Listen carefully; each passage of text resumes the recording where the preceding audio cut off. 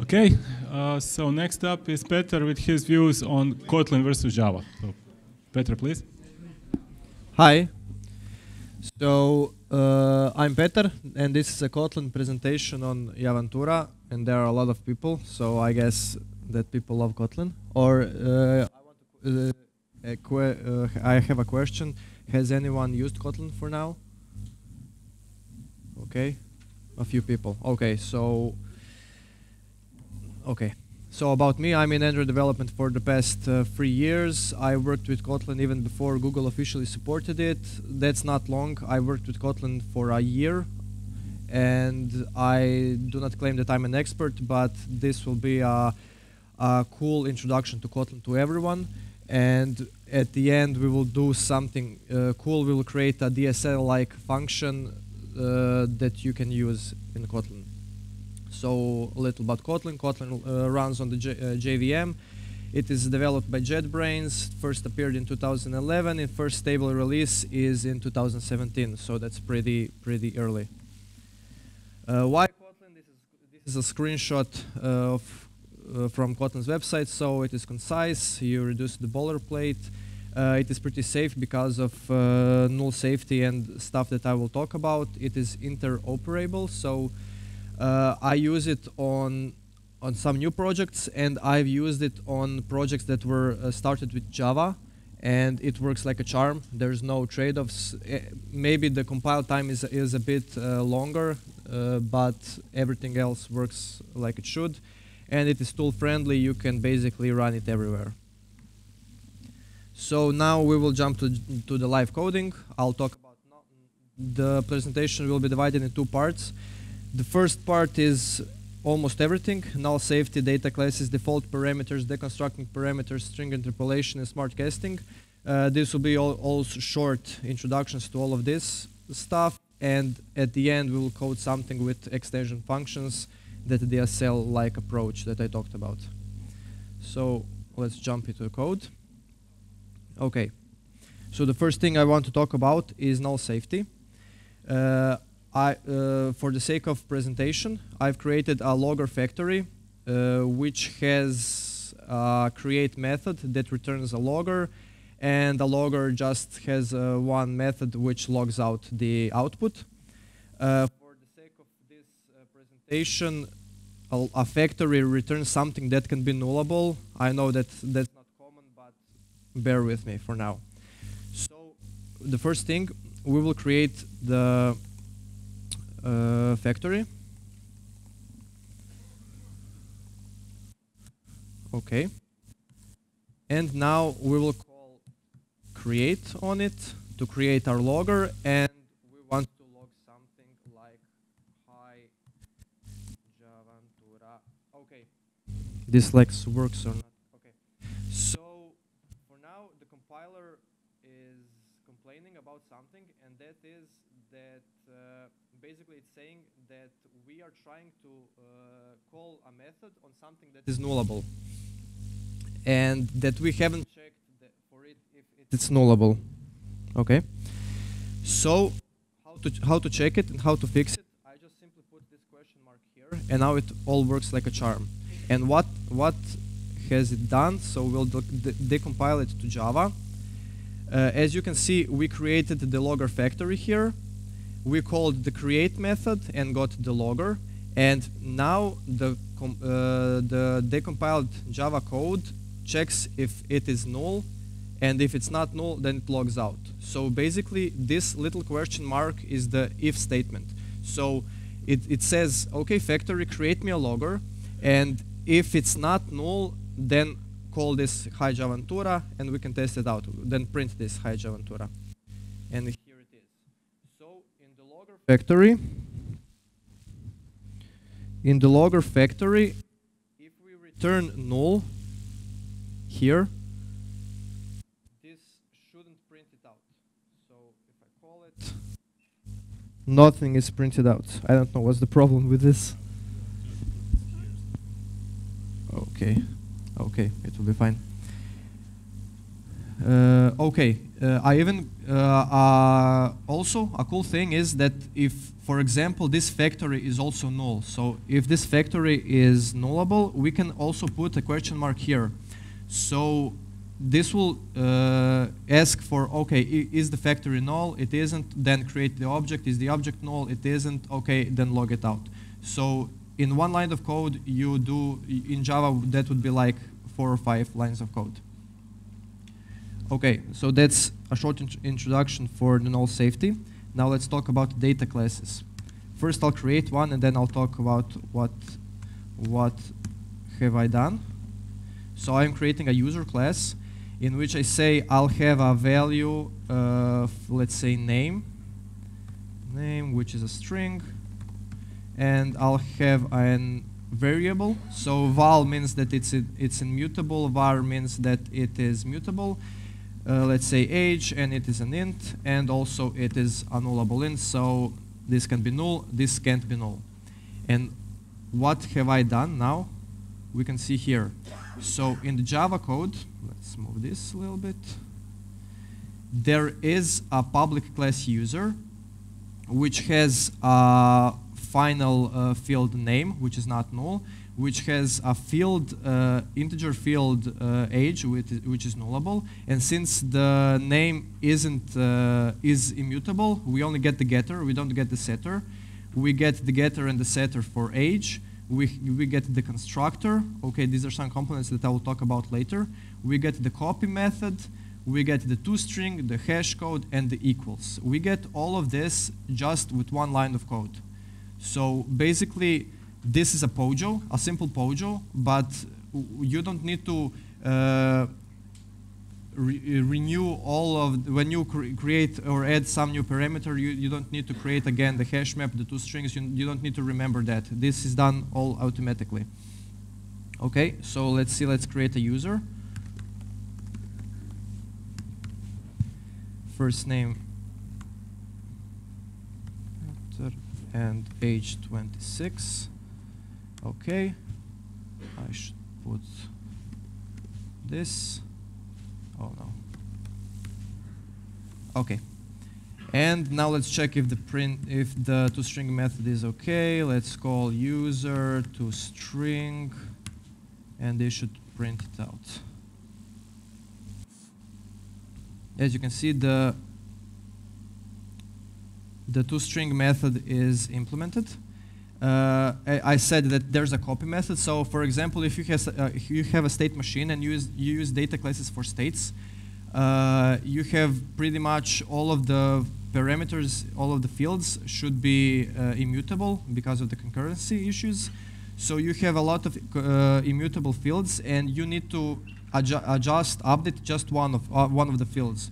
So you can take the existing state, okay, for the sake of presentation, this is the user, and you can just say, okay, copy, and age should be 27, and this would be the updated state, that user.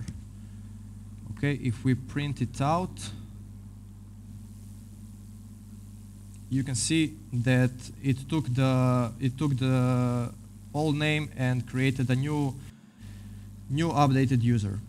Okay, that's about data classes. One more thing about data classes is that they are final, so you can't extend them. That's a trade-off. And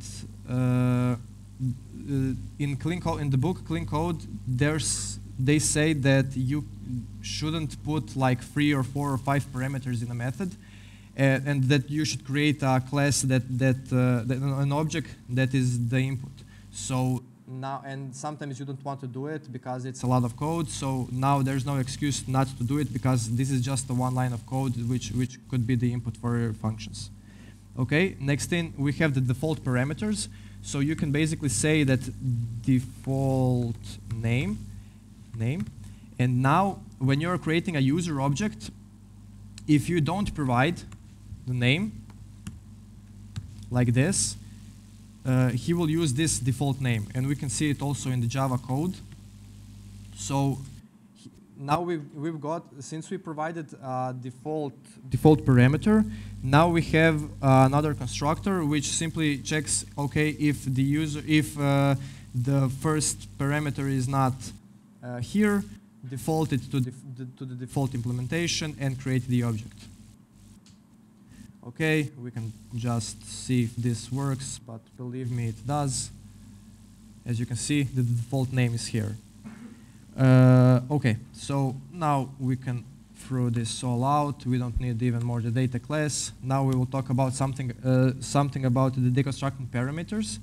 So basically, if I have for example, if I have a map of strings and ints, let's say Petar 226 and I don't know, Marko 227.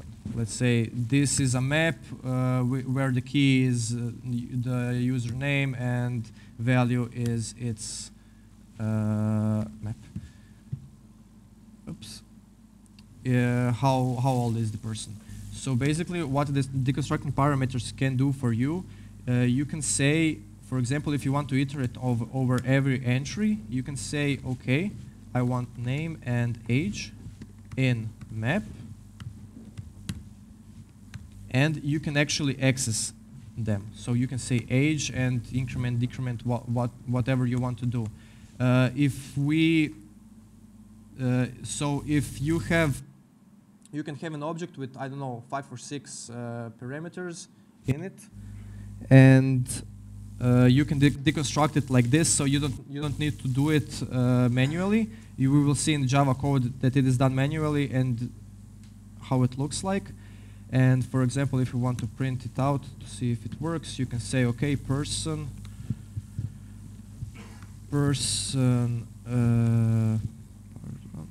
name is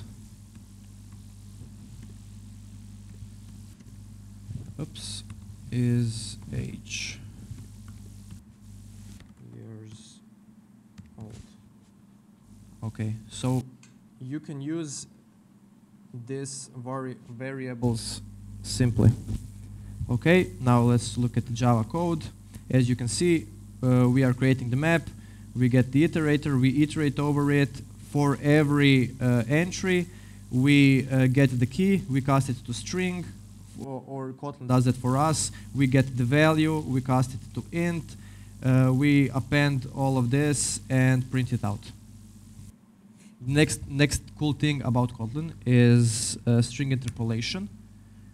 He actually suggests for me to do it.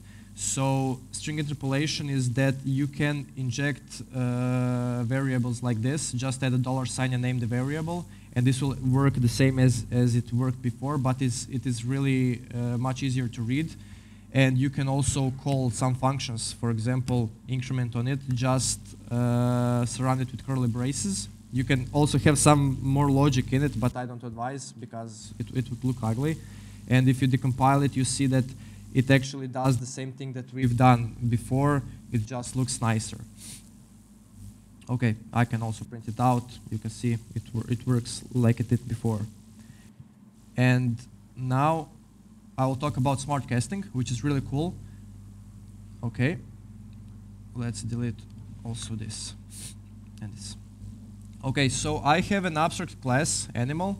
Dog extends the animal, cat extends the animal, and dog has a method called guard the house, cat has eat the mouse. Okay, so if I create an animal object, and for example it's dog, I can do something like this. If animal is dog, animal guard the house. So what have I done here? Okay, so I created an animal object, which is an animal, okay, and the dog is the implementation of the interface. And I say, okay, if animal is instance of dog, so this is actually instance of, call guard the house. What is done behind the scenes? I've called, okay, is animal instance of, and Kotlin behind the scenes casted this object to dog. So I can call guard the house. For example, I can call catch the mouse, or what was the other one. We can also see it here. I can decompile it, but the compiler is smart enough. You see, I told that the animal is the dog, so he doesn't check the instance of because he knows, but we can trick him. We can create a class, like something, I don't know, something, and a function do something which accepts an animal. Okay, and now I can move this down there. So now the compiler can't know if this will be a dog or anything, so he needs to cast it. So now if we decompile the code in the class something, you can see that he's checking if animal is instance of dog, and if it is, then he is casting it to dog and calling guard the house. We don't see that, we just use the methods there. Another cool feature is when is basically a replacement for switch case, but on steroids. So when animal is dog, we can call guard the house, or where animal is cat, we can call catch the mouse, eat the mouse. Okay. So if I decompile it, you can see here that animal, that we're checking if it is it instance of dog, if it is cast it, also of cat, if it is cast it. Cool. So the last part is extension functions. Okay, we remove this, we remove this. Extension functions are, for me, the coolest thing about Kotlin. Extension function is actually a function that you on a higher level inject into a class. So if, for example, I can show you on an example. So if, for example, I want a class, I want a function.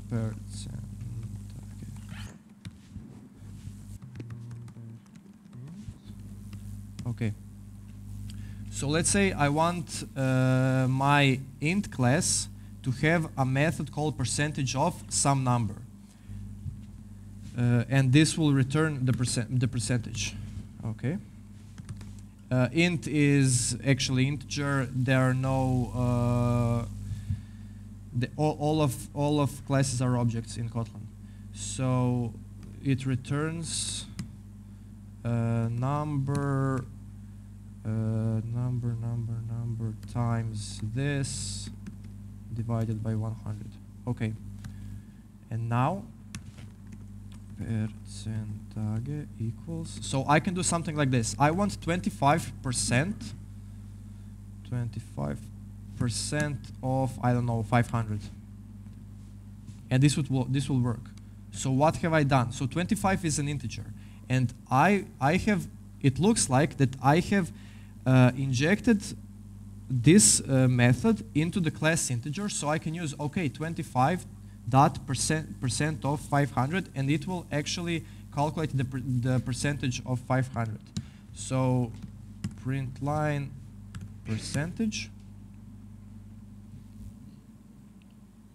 As you can see, it's 125.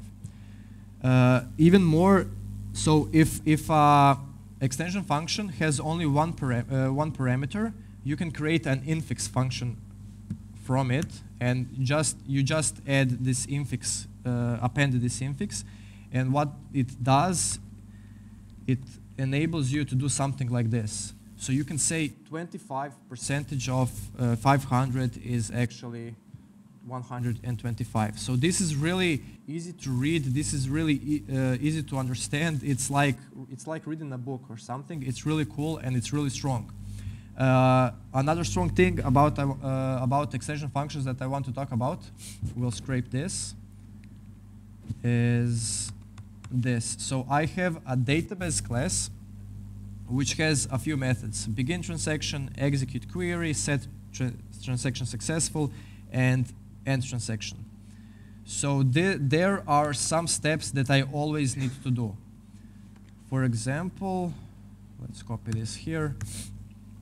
So if I want to delete everything from table user in a transaction, I always need to do something like this. And I can't forget, as you can see, begin transaction, execute, set transaction successful, end transaction. I can't forget something. So if I forget, for example, setting transaction successful, it will never delete it. And there are some steps that you simply must not forget. So to make this better, I can create an extension function on a database class. So I can create database. For example, let's call it intransaction. Okay. And move all of this here. Okay. Don't need this, and don't need this. Okay. So because I have created an extension function of the database class, okay, also don't need this. I can call all of its public or protected methods just like I'm in that class. So begin transaction. These are all methods inside the database class. All I need to do is pass in a lambda, which doesn't receive anything and which doesn't return anything. Unit is the same as void, so it says it doesn't return anything. And this is specific. I don't need to do it specific. I need to call the function that the user wants to do. So now, as you can see, on our database, I can call intransaction. And now I can say here, okay, database execute update something.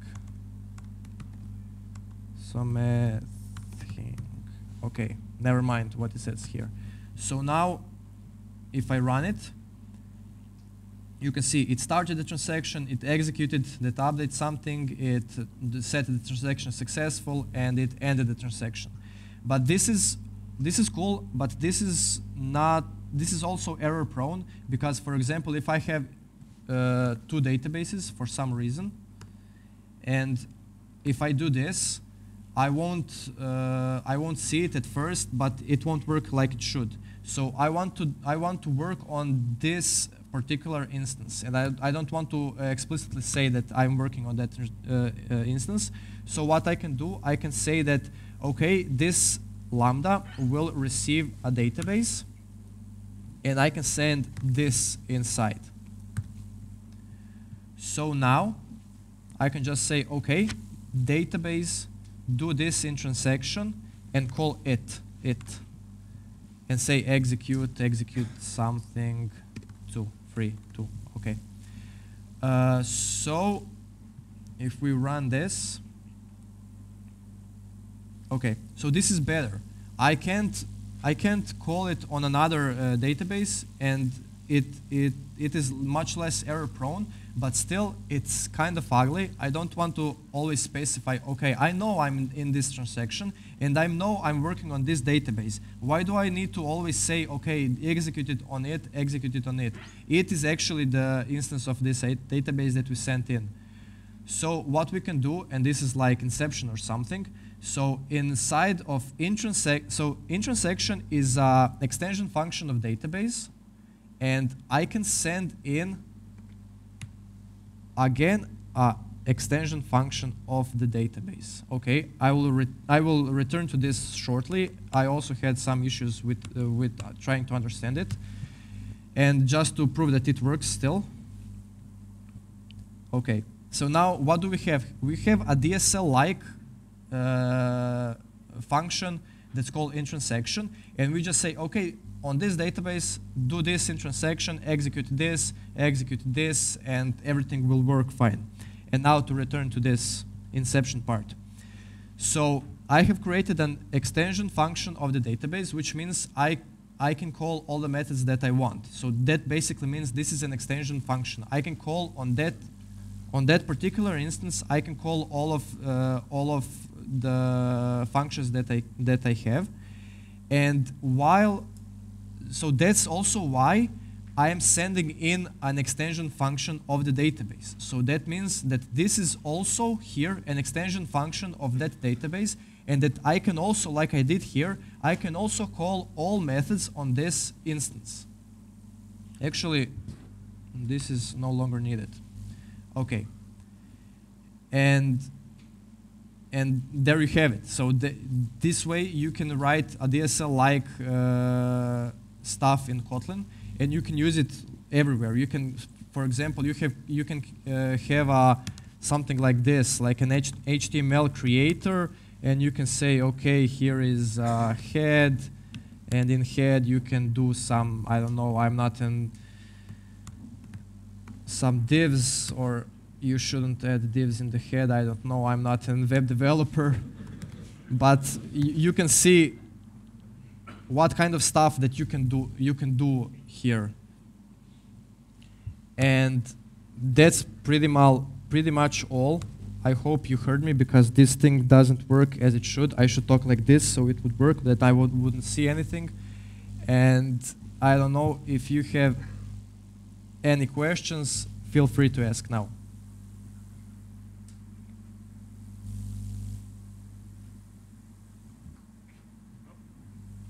Everything is awesome. Everything is cool. Mine equals blown, yeah. Okay, thank you very much. This is Kotlin 101.